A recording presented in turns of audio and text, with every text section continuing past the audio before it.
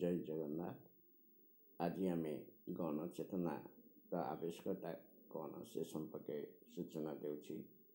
कारण गोटे जाति को उपयुक्त पथरे चलाइवाई आदर्श नेतृत्व दरकार। कारण जे नेतृत्व देव से जने जनसेवक और जनसाधारण आस्था रहिबा कथा। किंतु आज देखा जाउछि समग्र देश रे जो व्यक्ति शासन आसन मारी बसछि संपुक्त से जनसाधारण ठारू दूर और वचन सर्वस्व होई पारु नहीं। त्याग परिवर्ते भोग विलास से माने निजर समय अतिबाहित करुछंती। स्वाधीनता लाभ पर ठारू आज पर्यंत उन्नति क्षेत्र में घोर नैराश्य देखा देउछि। एथिपाई केवल नेतृत्व देउथिबा व्यक्ति दायी ता नुहे, एथिपाई जनसाधारण मध्य दायी। स्वाधीनता पूर्व राजनीति थिला सेवा और संकल्प मूलक।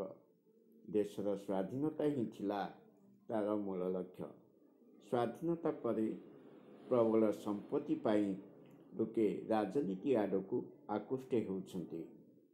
नेता देखा देखी जनसाधारण सेवा करुथिबा नाम रे प्रशासन गण मध्य अर्थ लालसा ग्रस्त होई पड़िछंती। जहा द्वारा देश रे राजनैतिक अर्थनैतिक मानदंड भांगी पड़िबा स्वाभाविक होई पड़िछि। अनेक कथा मध्य कुहा जाई पारे। सांप्रतिक समाज रे नैतिक स्खलनर अनेक घटना अनेक लोक जानती, मात्र ताकू व्यक्त करने व्यक्ति संख्या बहुत कम। नैतिक मूल्यबोध नथिबा श्रेणी आज समाज धारक साजिछंती। नैतिकतार अभाव समाज रे शांति नहीं। नैतिकता बिना सामाजिकता कल्पना करा जाई न पारे।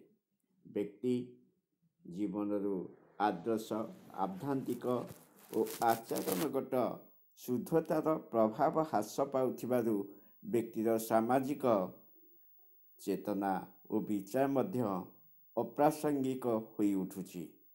जो माने एबे आम सभ्यता और संस्कृतिर बाहक होइछंती सेमानकु देखिले सहजे हृदयगम करिहेब। सेमाने निज आचार व्यवहार एपरि औद्धत्य प्रकाश करुछंती जेपरिक सेमाने गोटे गोटे शक्तिर महान वाहन पालटि जाउछंती।